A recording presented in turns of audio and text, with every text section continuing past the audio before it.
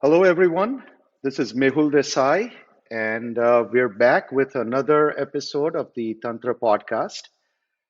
It has been a while since our last podcast, and I know as much as there has been a little bit of a wait for this one, what I can promise you is that the wait is definitely going to be worth it.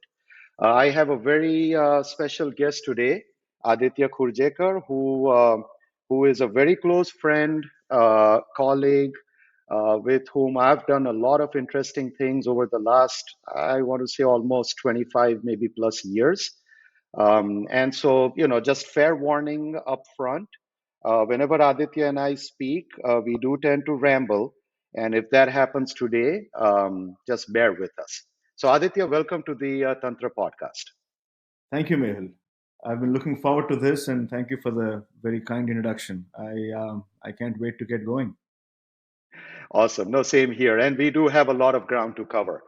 So for our kind of first time listeners, welcome. As always, we appreciate the gift of time more than anything else. And I would like to spend maybe a few minutes, hopefully not too long, just to give you a little bit of my background, and more importantly, use that to frame what Tantra does. So Tantra is a global innovation ecosystem. Personally, I have spent a little over now 30 years deploying technology to solve for interesting problems. At least that's the best way I can frame what I've been up to for the last 30 years. Started very early on in the early 90s, and by sheer accident got pulled into what the world now calls fintech. Had an opportunity to work on the first generation digital wallets, leading to mobile wallets, mobile commerce, mobile payment, and that led to solving for secure transactions, personalized transactions at large. And just like a lot of other things, when we started out, it sounded like it was going to take a couple of years, but it turned into a very interesting 20-year journey, which led me literally to every major market around the world. I got to build and deploy five generations of technology, build a lot of interesting intellectual property. And eventually, when the time came, we had an opportunity to sell that company to MasterCard. And that's what we did. But beyond financial services, retail applications, we also ended up dabbling a little bit in healthcare, a little bit in government services. And in many ways, those first 20 years, almost 20 plus years of my professional life, set the foundation for what I've ended up doing since. Since then, I have set up about 10 plus more companies. Personally, I enjoy the kind of what I call the 0 to 10 process. Take an interesting idea which solves for friction, file patents. I file a lot of patents. That was the discipline with which we started working, and I continue to do that. I have close to almost 130 patents now issued in the US. So file patents, build products, eventually spin out a business unit. And once the business itself is validated, every aspect of it, in some ways, I kind of look for other folks, other companies to partner with who can essentially take that idea from 10 to 50, 50 to 100, and so on. And I've had an opportunity to do this now for several different companies. I have deployed technology in interesting environments, once again, across most major markets, across several different industry verticals. And probably the only exception to that 0 to 10 is I've had an opportunity also to first build a fintech narrative for a global financial services provider, then help them go public on the London Stock Exchange.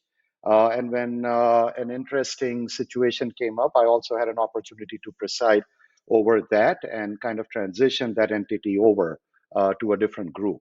And so have had varied background over the last 30 years outside of kind of my professional endeavors. I've also dabbled a little bit on kind of the not-for-profit side, if I had to call it that. I support a few different incubators at the University of Chicago. I do some stuff at Marquette University, which is my alma up in Milwaukee, Wisconsin. I've also been on a task force, as a matter of fact, with Aditya at the Federal Reserve in the early days of mobile money. And I continue to support a few workforce related initiatives for the state of Florida, where I now live and work out of. Um, and so that's a little bit of my background. And as the pandemic hit all of us in 2020 and the world came to a screeching halt, rightfully so, I kind of looked back and then I started to think what next. And that is what led to Tantra. And so, over and above individual product ideas and ventures, one of the things which intrigues me is innovation at large. And like most of us who have been involved in innovation, it largely still comes down to, as I kind of call it, throwing a bunch of things at the wall and seeing what sticks. And obviously, as we all know very well, that's not really very efficient. And so I started to think about how do you efficiently build innovation and then, as a next step, how do you automate parts of innovation, which can be, clearly not all of it can. It's always going to be part science and part art. But how can you automate, maybe accelerate parts of innovation, which can be? And then finally, the most important aspect is how can you embed an innovation mindset in the participants? And that is what led to Tantra. And so Tantra today, as a global innovation ecosystem, does precisely that.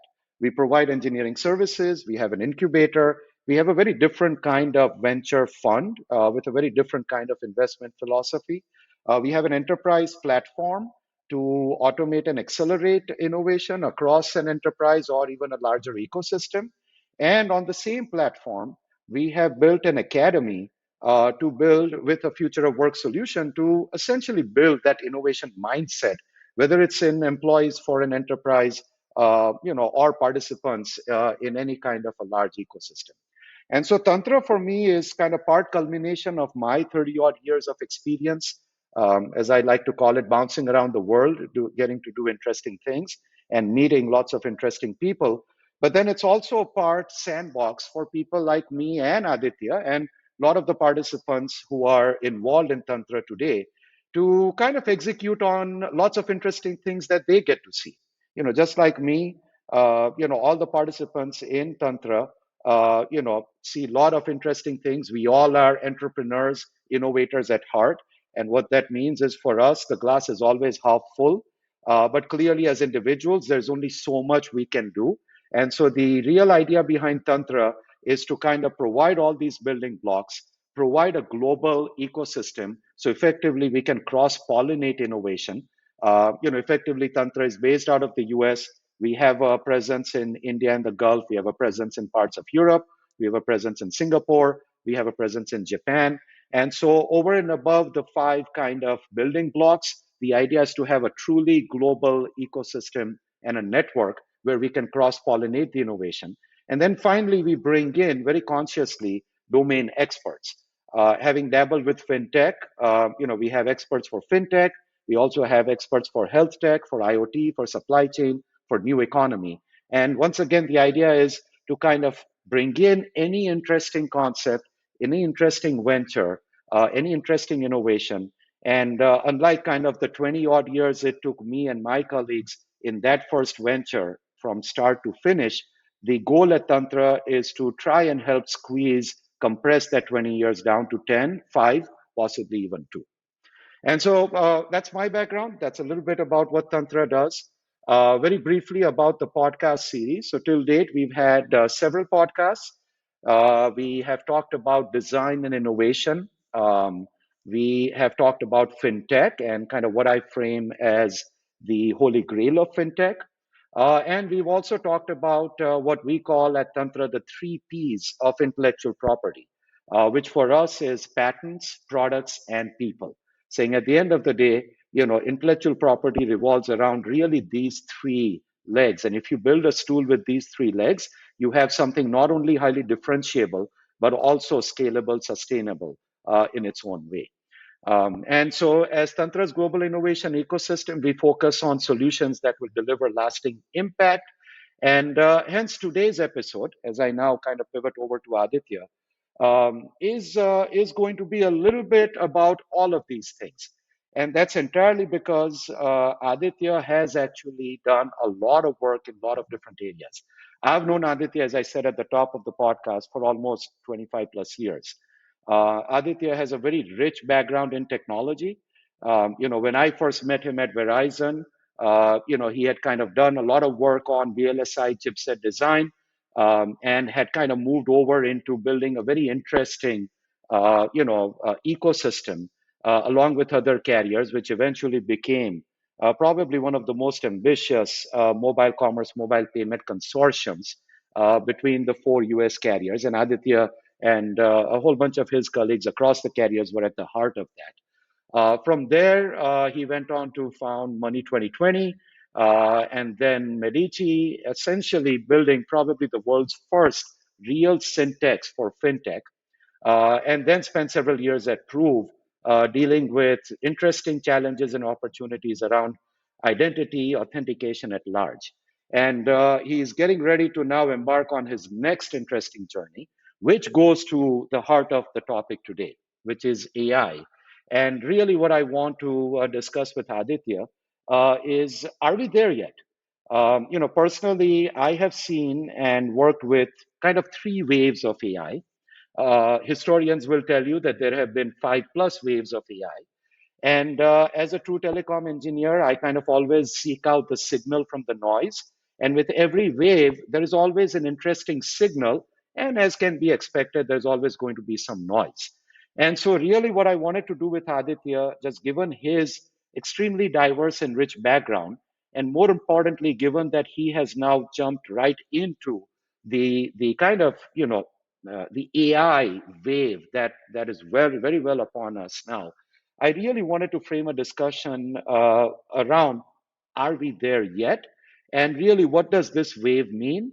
And clearly, there will be a lot many more waves to come. And what does that tell us, and how should we prepare for those? So, with that said, Aditya, over to you. I know this took a little longer, but hopefully, this gives you the right framework both for Tantra as well as the topic on hand. Well, thank you, Mehul. I don't know where to start because there are so many different topics that you touched on in there, and honestly, this feels like one of the conversations that we probably have every couple of months, and at the end of it, we say, "Hey, that could have been a great podcast." So I'm happy that we are actually now doing a podcast with our rambling conversation here.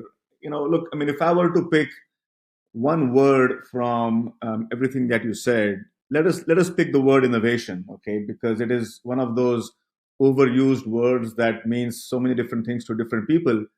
But then when you said innovation at large, what does that mean, right? And in my mind, there are so many kind of sub facets to innovation at large, innovation at scale. I guess the first thing that comes to mind, especially because you mentioned AI, is that despite the narrative of AI swirling around us loudly, in my mind, innovation is human. Innovation is something that makes the human condition better. Innovation is something that humans do uh, proactively as a creative process, and AI just happens to be the current creative process that humans are using in the interest of innovation at scale. And I say it like this because the whole AI narrative seems to have become a little bit polarizing, right? We have people who are scared of AI taking over the world and destroying humans. We have people who are dismissing AI as, what's the big deal? And I think just as with any new technology, narrative, way of doing things, we have to take a human first approach to making AI work for us, making AI work for the planet, making AI work for all living things around us. Because at the end of the day, if we go back to the purpose of innovation, yes, of course, the purpose of innovation is to have more productivity, is to be able to harness the energy in a more efficient way, is to be able to support societies and organizations that we have built as humankind, the notion of capitalism, the notion of democracy, the notion of nation states, the notion of currencies, all of these things stem from innovation. And innovation stems from, in my mind, the human urge, the human instinct to be creative. So I don't know. This is a fascinating time for us to be in as humans, because I would say, for the first time in our existence as humans, we seem to be genuinely anxious about a more superior being potentially uh, trampling us, right? Because so far we have always thought of ourselves as the most superior species on the planet. For the first time, we are beginning to get scared. Oh my goodness, are we creating this AI powered new species which might not keep us at that most superior spot?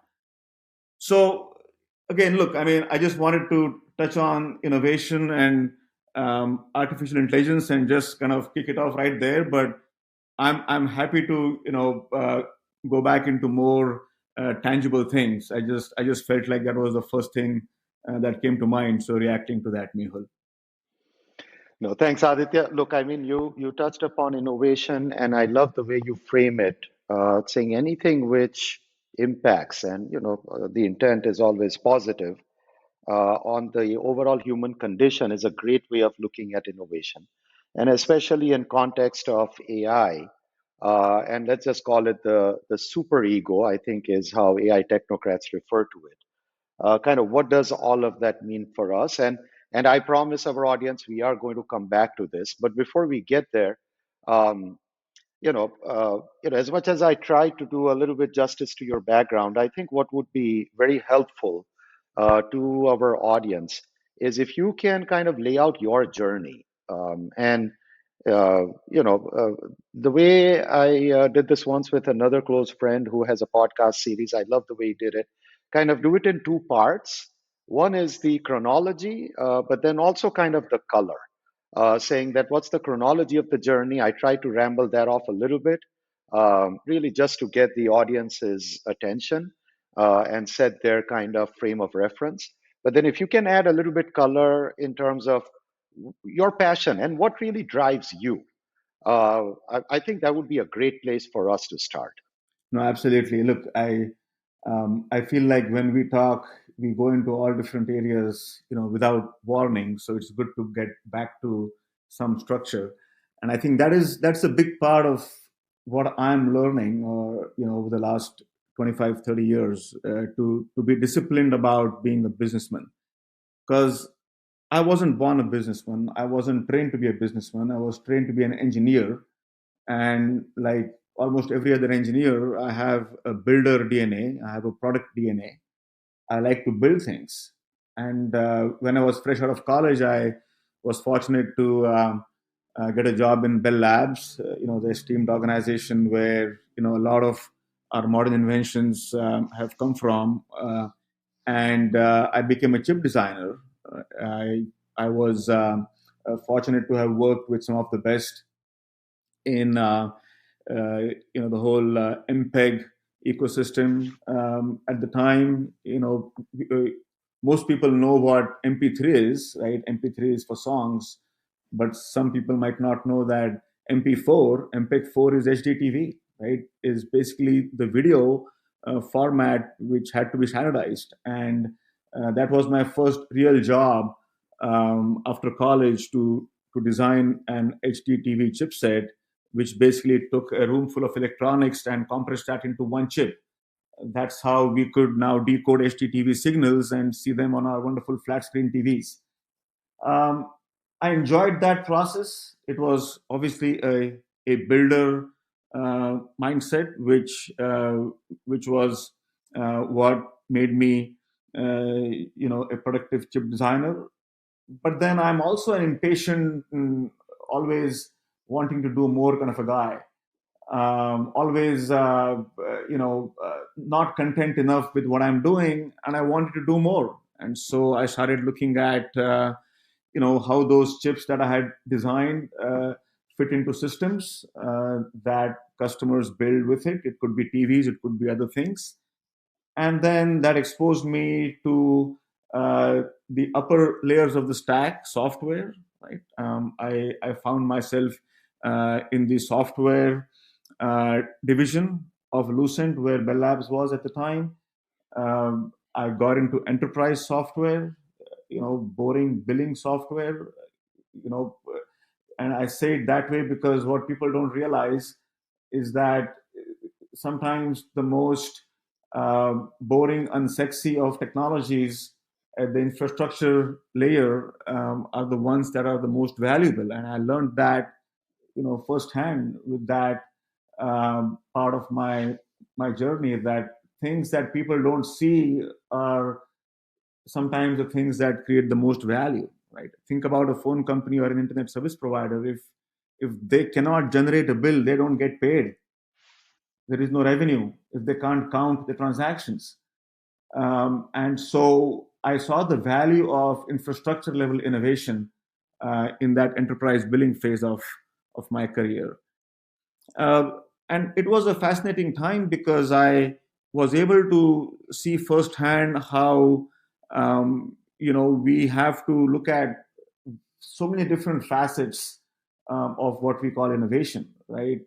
I was only used at the time to technology innovation, but I spent a considerable amount of time in that part of my career in pricing innovation, because if your customer is not able to afford the fantastic technology that you've built, and you're not able to get a deterministic revenue stream from that technology based on what the customer can pay for it, then there is no business. And so you have to have innovation in pricing, right? And so I spent some time on that. And as with everything else, every builder, I don't think I'm the only one. We are just always looking to do more, and I've enjoyed the process of reinventing myself. So my next chapter was in mobile. I found myself in Verizon after being in enterprise software for some time. I had a very you know a very generic job description, job title called device strategy. I don't think even my boss knew exactly what that meant, but I spent um, 2 or 3 years at Verizon pretty much being the device strategy guy. And you talked about color, bring some color into my description here. Maybe this quick anecdote will bring some color. Most of my time in this device strategy role was to figure out what features, functionality to put in the phones that Verizon bought from our suppliers. Big and small decisions such as, should we put a VGA camera in the phone? Cost $5. Should we put a Wi-Fi chip in the phone? Cost $5 more. How about a Bluetooth chip in the phone? Oh, $5 more. See, now it's adding up. Can we afford this increase in the cogs of the phone uh, and still be able to make money? And so, while we were looking at these decisions, there were some highly impactful decisions that we were also making. And I'll get back to the color part in a second. But the notion of having an open operating system on a phone in 2004, 2005 was a radical idea.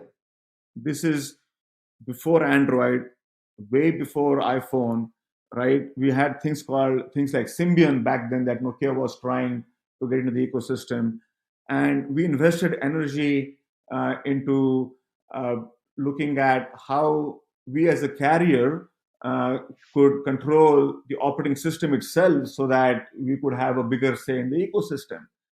And obviously, we failed at that attempt because the other thing I came to realize is that phone companies are service providers. They are not necessarily technology innovators because they're not building new tech. They are using tech innovations from other companies to offer a service to their customer. But here's the color part. One of the seemingly small things that I enjoyed doing towards the end of that stint at Verizon was to bring color literally into the device portfolio.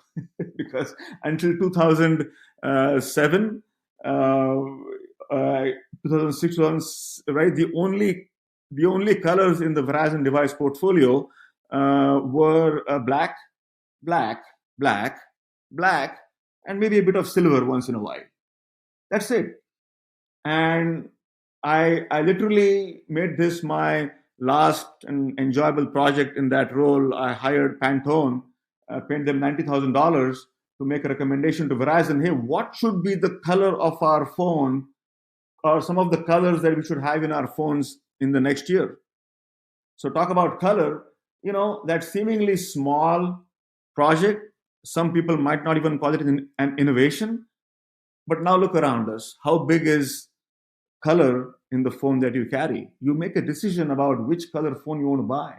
And we take that for granted. That was not the case. We take Wi-Fi for granted. That wasn't the case. We take the camera for granted. That was not the case. Only uh, you know 20 years ago. Okay. So I, I feel like my journey at Verizon was kind of three pronged. That was the first chapter. Second chapter was portfolio management, an internal operational efficiency job. How do we make sure that we are investing in the right innovations for a company of that size? And then that led to my last gig at Verizon, which was okay, innovation pipeline, great, portfolio prioritization, great, but you know what, garbage in, garbage out, small things in, small things out. How do we do big things? How do we innovate at scale? How do we take that notion that Mehul you talked about, which is innovation at large? And we said the way to do that is by going after something that has never been done before, which is a joint venture of the three most competitive companies in the country, because we wanted to make mobile payments happen. Imagine what would have happened if you tapped your AT&T phone at a terminal. It had a different meaning than tapping a Verizon phone at the terminal versus tapping a T-Mobile phone on the terminal. There would be so much confusion. We said we can't allow that, because then the ecosystem will not get built out. So we decided to work together, even though we were competitors, to build the mobile payments joint venture that you talked about, Mehul. And I was I was so fortunate to have been able to work with you on that and the company that you had built at the time, and be able to use your core wallet technology to be able to power the offering from this joint venture. Today, people know this as Apple Pay, Samsung Pay, Google Wallet, Android Pay, whatever. But those were the days when we put the building blocks and the foundation for mobile payments in place. Um, so then, when I was done with that phase, the mobile phase of my life, and it wasn't so much of I was done with it, but I felt like the builder in me needed a more autonomous outlet, so to speak. I was fortunate to have been able to work on a number of different projects, even though I was employed by large companies. But I felt like in 2011-12, it was time to jump into the deep well, as they say, and just go for it. And again, I was fortunate to have not drowned in the well. My first venture after leaving the corporate umbrella of Verizon was Money 2020. This is now the largest fintech conference in the world.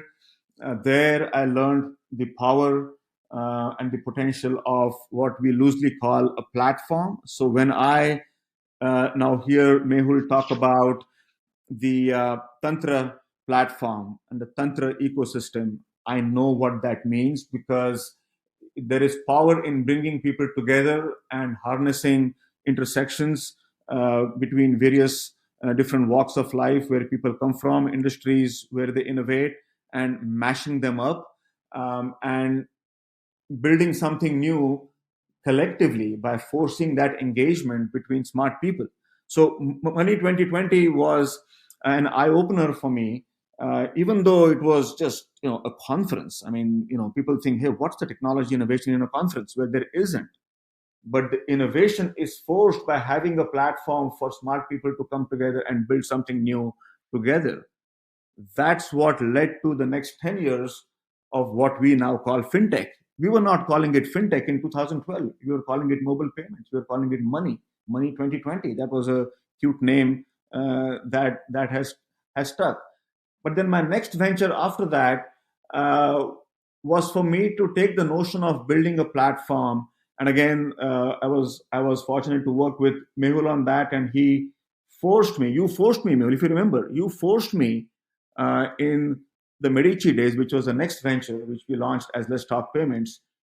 You literally nudged and encouraged and forced me to take a technology platform view at Medici, not only a research and content and thought leadership view, but build something that would scale.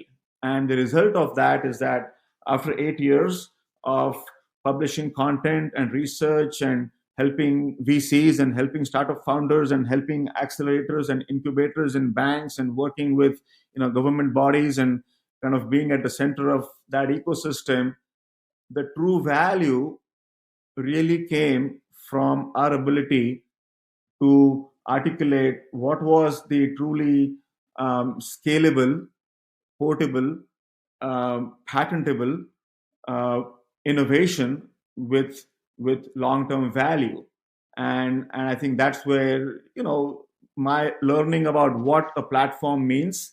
I think it was able to go to the next level because of what you forced us to do, with the platform. So let me just wrap this up. We sold Medici 2.5 years ago to Prove. Prove is in the identity space. Identity authentication is what this company does. And I have worked on um, a few different things in my last couple of years at Prove, primarily to advance the agenda for Prove into industries and markets where Prove did not play until now. And so my next chapter here is going to be focused on taking identity into the world of content, where that is not a natural market for Proof. Proof is in the business of helping large financial institutions fight fraud with ID verification, with authenticated ID verification. Content is a very different beast. And so my next chapter will be to build a new company, identity.ai, in partnership with Proof, primarily by using Proof technology as a customer, and then serving the content authentication ecosystem by building tools and technologies that will help creators with protecting themselves in the age of generative AI. So let me pause there, Mehul. I know that was a long description. Hopefully, I was able to put a little bit of color in there, both literally and figuratively. But over to you. Well, that was perfect, Aditya. And as you talked about the unsexy aspect of innovation, but yet the essential part of it. The expression which was running in my mind from my mentor, Sam, of course, this is the great Sam Petroda, was people underestimate what it takes to hear a dial tone every time you pick up a phone. Now, unfortunately, this expression will not resonate with our cell phone generation out there. But for folks like you and me who started by picking up a phone back in the day, we know exactly what it takes, the amount of infrastructure and innovation running literally all around the world and up in space to ensure that something as trivial as a dial tone is always on every time you pick up that handset is just unbelievable. And kind of bringing it a full circle again to you referred to tap and pay now and Apple Pay and Google Pay. Once again, I mean, we've been in the trenches and we've seen how that plumbing needs to come together.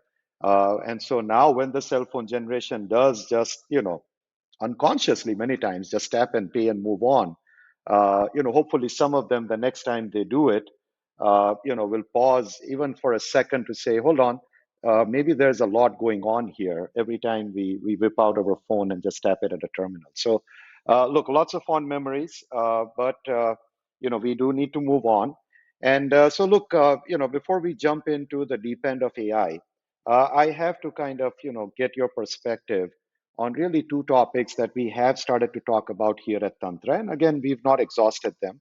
And from time to time, we will come back. But once again, just given your background and so much work that you've done over the years, uh, Aditya, how do you relate to kind of what we call the three P's of IP, right? Patents, products, people. You've touched upon this in context of all the stuff you've done. But kind of if you had to, in some ways, share your observations and, if I could be a little bit more obnoxious, educate our audience on how to think about the three P's of IP when it comes to both things as well as processes. What's your perspective? Look, I don't know if I am the best person to educate anybody. If anybody has educated me about patents, that is you. And hopefully, I'm a decent student here, and you won't give me a bad grade. But my learning, understanding, having spent time with you over the years about patents, is that being aligned, being aligned with yourself on what you're building as a product is not enough. You have to put stakes in the ground and make sure that you are able to articulate to the world what you think is special. And the way to do that is by taking an intellectual property view of your product energy and memorializing that in patents.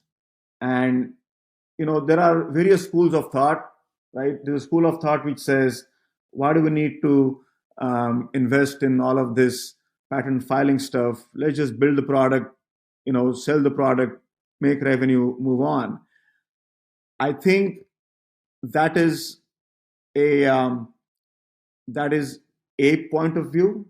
I feel like the world has become far more nuanced now, especially with the internet being central to all innovation and all value creation. And if the internet has taught us something, if Amazon has taught us something, if Netflix has taught us something, is that, and again, this continues to happen to the day. I mean, look at the tech innovators of today and how long have they taken to get to revenue? How long has Slack taken to get to revenue? How long did Figma take to get to revenue? How long did Canva take to get to revenue? And you don't get to revenue quickly, even if you might have a fantastic idea, even if that fantastic idea is solving a real problem, because the way problems are solved today is not is not in the old fashioned way where, let's say you are an architect and you are drawing a blueprint to build a bridge, and you get paid X dollars for that bridge to be built, and then you go to the next one. Well, that's not how it works, right? Now, maybe a loose analogy of that is that, somebody is going to is going to ask for one micro component of the bridge design, and you are going to supply that micro component of the blueprint and get paid for it, because there is super specialization in almost every aspect in any industry. No one person, we have come a long way from when individual humans were far more capable than you and me, right? Let's think about this for a second. When human beings were roaming around in the jungles and living in caves, I know I'm kind of characterizing this, but the average human was far more capable and far more productive. Why? Because that person was able to go hunt and gather and eat and cook and take care of things as an individual, do far so many more tasks than one average individual can do today. Okay? Because we have decided to collaborate and we have decided to become super specialized and what we can and cannot do. And because we work together as a society, that is fine. The internet has amplified that process of interdependency. Where I'm going with this is that because that is now a very different way of monetizing your invention and idea, I think it has become therefore even more important to focus on intellectual property and patents, because there might be a long lead time between your fantastic idea and being able to monetize it. That is, I think, what I have learned from the patent piece of it, Mehul. And please tell me if you give me a passing grade at least on that. Oh, you did extremely well, Aditya. But look, I mean, I and fintech is so close to your heart and it's so close to mine, and so I do need to indulge you with one last non-AI topic, which is fintech. And I mean, you touched upon this, but you've seen this go from, something very trivial to, being in the deep end of building a large ecosystem. I remember a time when that carrier consortium was in full steam. I think this was during World Congress, GSM. Every carrier around the world was interested in mimicking that same model. And you and I got involved in a few of these, in Asia and other parts of the world. And so, kind of having gone from kind of fintech ecosystems to Money 2020, of course, and then onwards to Medici and even Prove. Today, fintech is so broad. I mean, obviously for you and me, we come kind of from that secure transaction, mobile payment, mobile commerce space. We continue to kind of extrapolate and build upon that towards cashless societies, sovereign CBDC, stable coins, and a whole bunch of things. Just recently, I got pulled in to an interesting kind of forum, I should say, at Marquette University up in Milwaukee, Wisconsin, where I did my master's back in the day, where they probably run one of the country's best fintech programs, which is focused on on the wealth management side of things. It's a very interesting acronym. It's called acceleration of ingenuity in markets. So my point is, fintech today means so many different things to different people. But most importantly, regardless of what it means, the promise of its impact is very real. We've experienced it from, let's say, whatever little of fintech you and I have dabbled with. And clearly, as I get exposed to other aspects of fintech, I can absolutely see how fintech is so impactful. I mean, for me personally, fintech is not a vertical, it's a horizontal. It powers every aspect of society. And so, kind of with that little editorial, what is your view of what the holy grail of fintech is? I mean, I kind of started off the Tantra Fintech podcast series with that framing, saying that, for me, the holy grail of fintech is to figure out how to normalize the cost of capital, saying access to capital is now something that most people around the planet can take for granted. But unfortunately, cost of capital is not. So, how do you frame the holy grail of fintech given everything that you've seen and done in the space, Aditya? Look, I completely agree with you that fintech is a horizontal, not a vertical. Absolutely, absolutely aligned with the way I look at fintech. When we were trying to explain kind of the fintech um, power, the potential, the promise, we would say, hey, we should look at fintech as kind of Intel inside. Every company is going to have fintech inside, right? You won't even know that fintech is what is causing this value creation, but it will be inside as an enabler, as the accelerator of uh, value creation within any organization, any industry. And that is exactly what we are seeing today. That's exactly what we are seeing today. And I think if I were to just stay at kind of this 200,000 foot level for a little bit more, one of the way I see it is that essentially fintech is removing friction in value movement. I could say money movement, but let us just say value movement, because even money can be a little bit constraining. Okay, so I don't want people to think of money as only currency, any value, right? Because in the old days, value moved by you handing over, a pouch of gold coins to another person. Then we started, moving value by, having a contract that enabled us to, send a SWIFT code from bank to bank, and a debit and a credit on either side. Okay, so value moved faster, right? So I think the main point of increase in value movement velocity is to get the multiplier effect, right? So economists, so at least when I went to business school, which was 20 plus 20 25 years ago, right? I remember the multiplier ratio of 1.6, right, or something like that, which means that your ability to generate GDP depends on how much money is in circulation. I don't know what the current number is, but that is the frame in which I see it.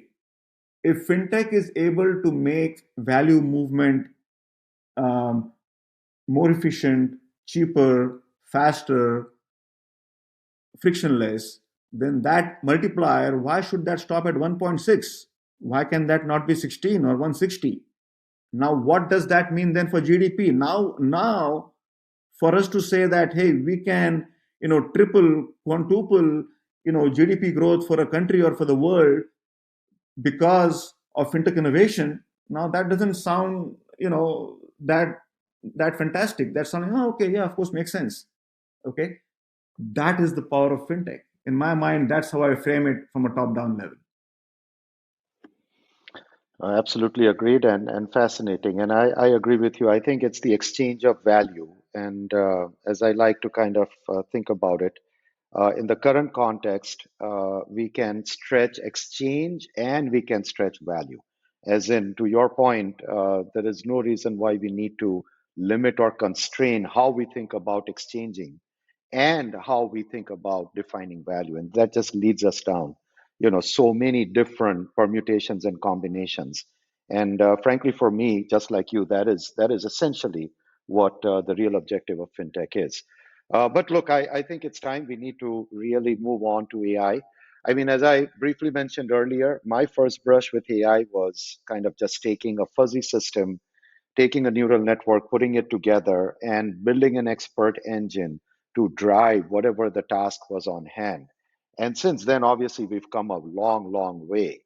And given where we are today, at least it feels like, and as a technocrat, I think there's a little bit of disservice there to the pureness of AI and the capability of AI. But it does seem like that the flavor of the day today is really content. When anyone thinks about AI in the current context, they immediately start thinking about large language models and what it can do for the essays I'm putting together. And maybe if I were to kind of stretch it a little bit, content at large. But what I would really love from you, Aditya, and really for the benefit of our audience, is kind of how you view AI. And then, kind of, if you can bring it into a full circle to the current flavor of the day, which is an important one. And obviously, it goes to the heart of what I understand you have embarked on, and soon will be kind of, taking forward in full force. But then the part which really intrigues me, just given my background, is what does AI do to very fundamental things, which is identity, authentication, and eventually personal, seamless, secure transactions. Clearly, there is a lot that AI has already started to do in terms of impacting this both positively and maybe not so much positively. But kind of what is the impact of AI on all of this? I mean, the content piece is kind of where we seem to find ourselves today. But where does this take us as we start thinking about the impact of AI on identity authentication and secure transactions at large. So maybe just very briefly, I should just talk about how I think about AI historically, right? And again, I'm not the expert by any means, but this context might be helpful for people to interpret my comments. You don't have to agree with me or disagree with me, but look, AI is not a new thing, right? AI, even with that terminology, is at least 70 something years old, right? People have worked on AI for a while, in a variety of forms. We have seen the benefits of AI for many years already. We just didn't call it that so clearly. Um, you know, this might be like, I don't know, the third or the fifth, coming or recoming of of AI coming to the fore. I and if you look at what benefits AI has given us in our experiences on Amazon, when we are getting recommendations for, which toothbrush to buy next, or in Google search, even before kind of the current Bard, powered options that Google search gives us. It Things on the internet have been AI powered. It's just that we didn't call it that or see it that way. And like you said, what is different today is that AI has gone mainstream. Just like fintech went mainstream over 10 years, right? I mean, we saw that, you and I saw that firsthand, right? In 2007, 8, 9, we were calling it mobile payments. And then 2011, 12, with the conference, I started seeing that, hey, this is way more than payments. And then in 2014, 15, everybody was, a fintech thought leader, and nobody knew what fintech meant. And we took the time to define what fintech is. And then, fast forward to, 2000, let's say 2019, 2020, right, we started seeing fintech IPOs, and fintech being like, a mainstream part of consumer jargon on the front pages of national newspapers. AI is going through a similar, mainstreamization, so to speak. It is now in the consumer vernacular. Uh, you know, my parents, close to 80 years old now, can ask me about, hey, what is this LLM thing? I say, all right, okay, you know what an LLM is, huh? And it's fascinating, right? AI, in some sense, you could say that AI is happening really fast. I mean, everything has happened in AI in 2023. Sure, you could say that, but that is true only for the content LLM piece of AI. Has a far richer history than that. But great, here we are, right? What does that mean? What does the current wave of AI around us mean? I saw this statistic somewhere, or I heard it, which I have to believe it's true. It came from far more qualified person than me. That the human brain takes about 20 watts of power. Okay, in 20 watts, the human brain is able to do tasks far more precisely and productively and efficiently than one gives it credit for. How much power? How much power does AI take, an LLM model take, Chat GPT take, to do that same action that a human could do in 20 watts? My feeling is it probably takes kilowatts or megawatts of power to do the same thing that the human brain can do in 20 watts. Okay, so why am I saying this, right? I think that is just a reminder for us that, back to your question for the podcast series or for this podcast, are we there yet? Absolutely not. Absolutely not. We are so early in the process. so early, right? When we can get that AI to do the same thing that the human brain can do in 20 watts, then I will say we are getting there. We are far from it, right? Now, the reason to acknowledge that is to prevent us humans from stopping the potential too soon.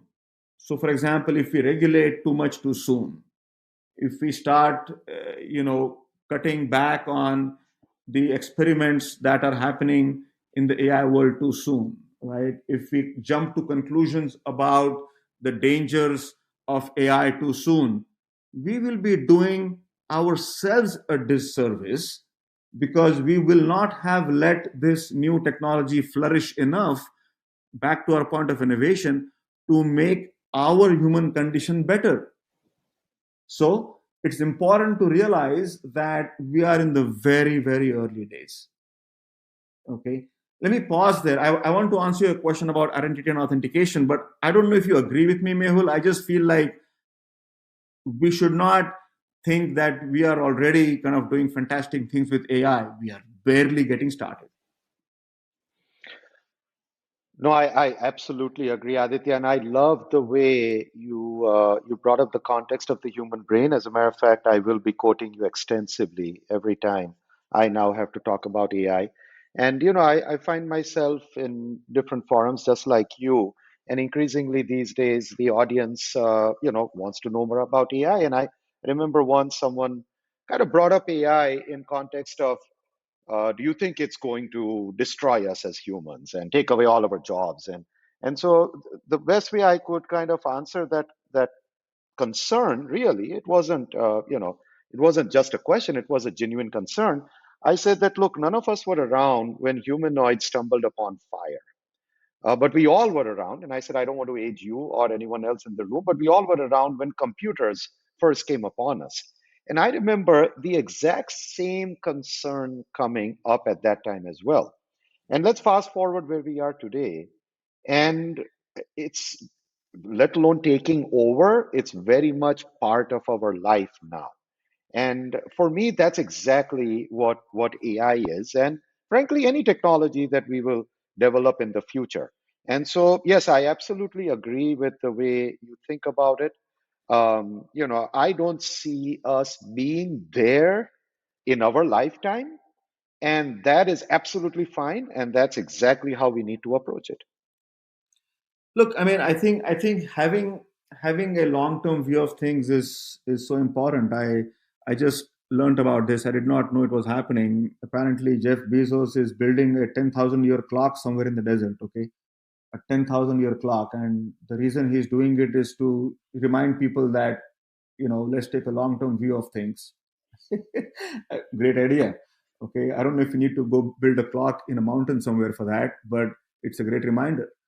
And look, I think, coming back to your question about identity and why I'm building identity.ai, is it's really to take this notion of um, AI powered, AI generated opportunities and problems, and find a way to solve them, right? Because you know just as AI is going to create new opportunities and give us new discoveries and innovations, AI is also going to create new problems that will be required to solve. Or AI could amplify existing problems because of the pace and ubiquity at which AI can generate content. And so that is exactly what we are doing here with identity.ai. So really, you know, what we want to address is two main things, which are related to content in the age of generative AI. One is value attribution. What does that mean? When you are looking at something or reading something or listening to something, how do you trust what you are looking at or listening to or reading? How do you know whether you should trust it or not? How do you know if it is authentic? Now, this problem is an age old problem, right? It is not a new problem, but AI makes this problem urgent and important and bigger because we all know what fake news is. We all know the impact of fake news. We all know that elections can be stolen, won, lost, uh, because information, wrong information, bad information can be disseminated easily. In fact, created easily with AI and disseminated, easily because of social media and internet and all the tools that we have out there. AI can even accelerate the dissemination of it. So we feel like it is urgent and important and timely to be able to address the question of content authenticity, and being able to, for a consumer of content, the consumer should be able to quickly know where something came from. Now, that is actually not enough. Okay, it's not enough for me to know that this picture I'm looking at came from came from a Canon camera. What does that do for me? Well, how about if I tell you that this picture that came from a Canon camera was edited in Photoshop? Okay, I know something more. What maybe if I can tell you that this picture that came from a Canon camera was edited in Photoshop at so and so time in Princeton, New Jersey. All right, you're giving me a little bit more information, but that still doesn't tell me can I trust that information. Okay, our thesis is that with or without AI, humans trust humans. So what I really want to know when I'm looking at this picture that you're showing me is who is the human who was behind this picture, whether or not it was edited, whether or not you used a camera or a pinhole camera, whether or not you used an AI editing tool to make it look fancier. I want to know if Mehul Desai took this picture or Mickey Mouse took this picture. If you tell me Mickey Mouse took this picture, chances are I won't trust it. If you tell me Mehul Desai took this picture, you know what? I'm going to trust that picture, no matter what tools Mehul Desai used. Okay, so that is the first problem that we are addressing, the notion of trustability and trustability with a human-centric approach. Part one. The other problem which we are addressing is uniquely coming from AI, which is AI being data hungry. An AI model is able to do what it does by training itself from anything that it can get its hands on. And that's exactly what the LLMs have done. LLMs have trained themselves on everything that they could get their hands on the internet. And now they are impressing you by regurgitating, in beautiful language, what they have learned from everything that they ingested and trained the models on. Wonderful, right? Well, if you are now a creator, an author, a painter, a designer, an illustrator who put your blood and sweat and energy and time into creating a beautiful creation, and an AI model just trained itself on it, and somebody else just now told the model, hey, create me a painting in the style of Mehul Desai, how do you feel? Now, that is where our technology is also going to put that control into the creator's hand.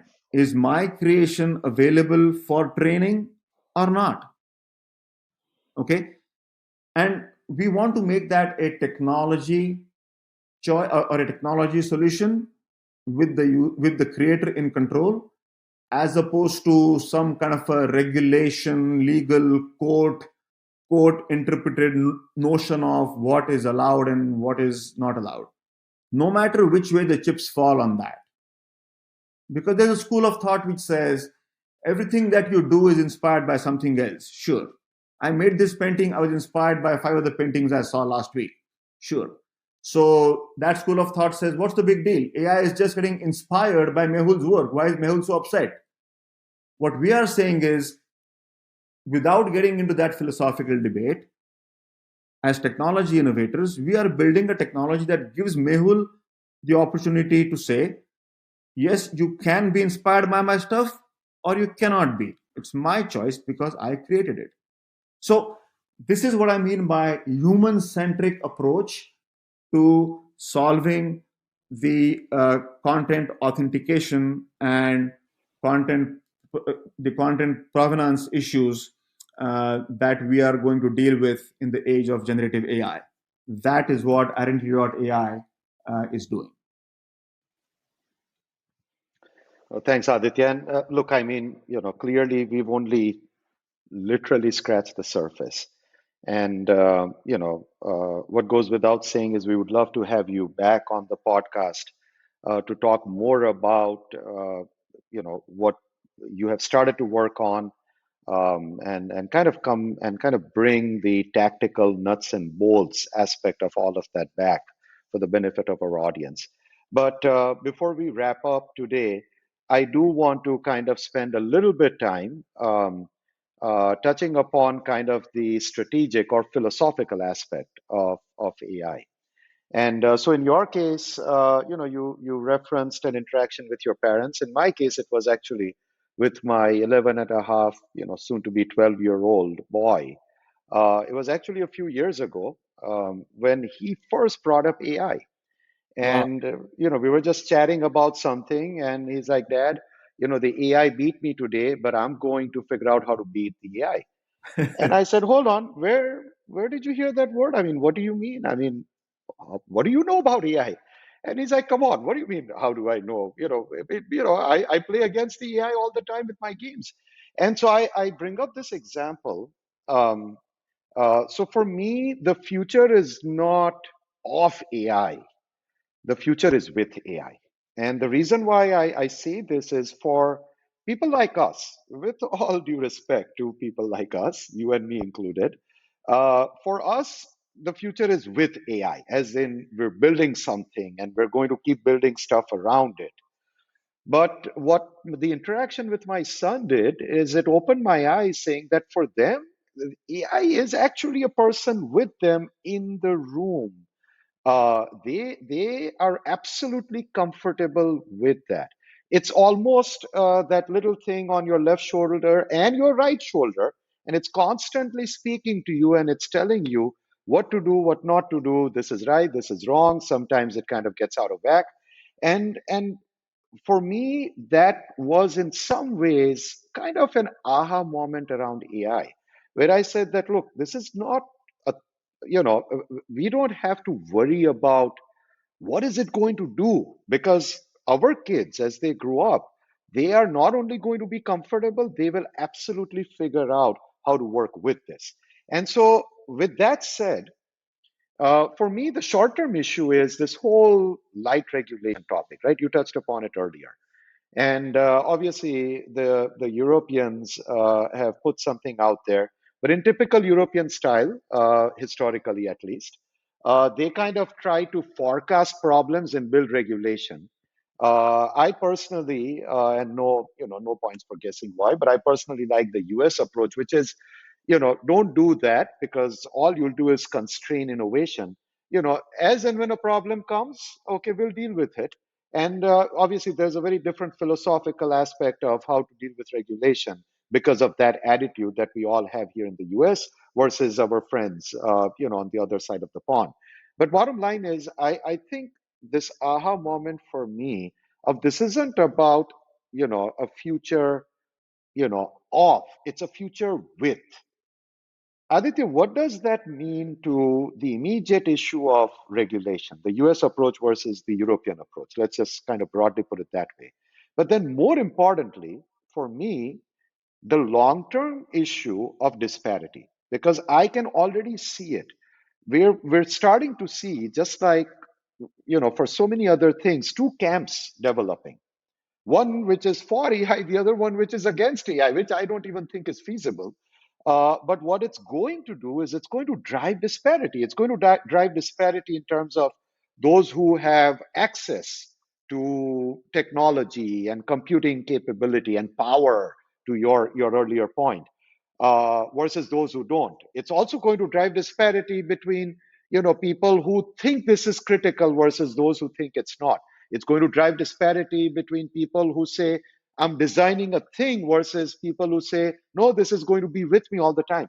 So, kind of, what are your thoughts on the short term aspects of something as quote unquote critical, but yet trivial, like light regulation, versus the long term aspect of disparity that AI could potentially drive?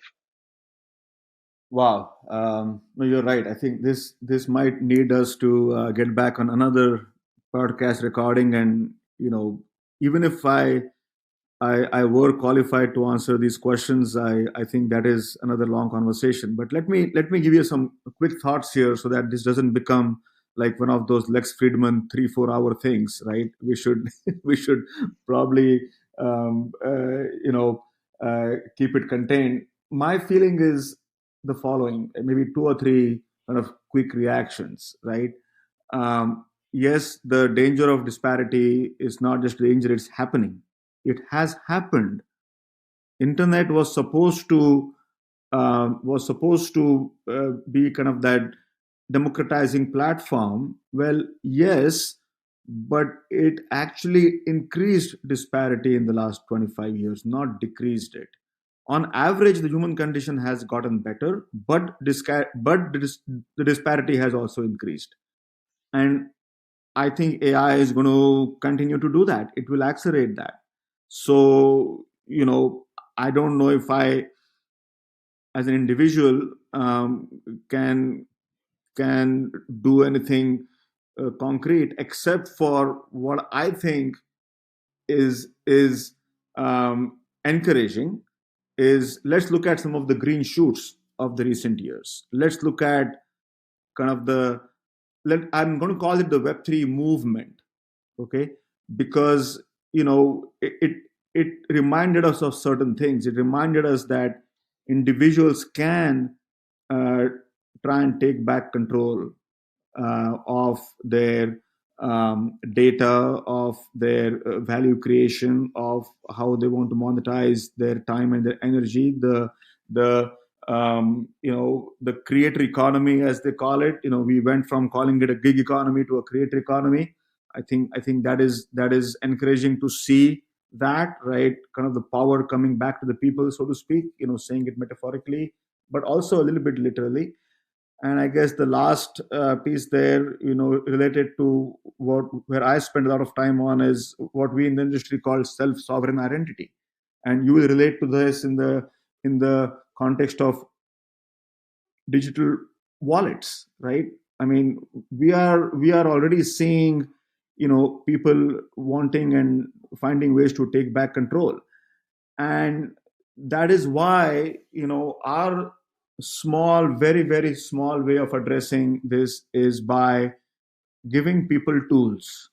Okay, so we look at identity.ai as a tool for individuals to try and take back some of that control by saying, nope, I'm going to check the box, and a model cannot train on my back. Nope, I'm not allowing my full name to be displayed, to any random person who wants to know who did this work. I choose to be anonymous, right? Nope, I don't want to give up the rights to this piece of creation, just because I uploaded it to a social media platform. I still own it, and the value attribution comes to me. So, in my mind, in these small ways, with such practical tools, we are able to give people an ability to deal with these challenges, even if it's in a micro format in a segment of the industry. And I feel like the more of such empowering tools that will get created, the better of a chance we will have of addressing the dangers of disparity because of AI. No, you're absolutely right, Aditya. We will have to come back and revisit this, but Look, as they say, all good things must come to an end. I think it's time for us to wrap up. I have to start by thanking you, Aditya, for your time and consideration. And we wish you all the very best for this new and exciting journey that you have already kicked off, and you're kind of getting ready to jump right into. And would very much love for you to keep coming back to the podcast and to our audience. As you have more interesting perspectives to kind of report back with. But I also want to take this opportunity to thank our audience. As I said earlier, you've given us the most precious gift, which is of your time and your attention. We never take that for granted. So thank you very much. As always, the team here at Tantra will publish a white paper as well on the podcast. And stay tuned for the next podcast. Until then, happy innovating and Godspeed to all of you. Thank you, Mehul. I enjoyed this thoroughly. Thank you to you and the Tantra team and to the audience. I really enjoyed this last hour. Thank you. Great. Thanks, Aditya. As always, a pleasure. And as promised to our audience, we absolutely rambled on, but I think there was some method to the madness, and I'm sure everyone out there will appreciate it. But thanks once again to you and to everyone else out there. All right. Bye now. Thank you.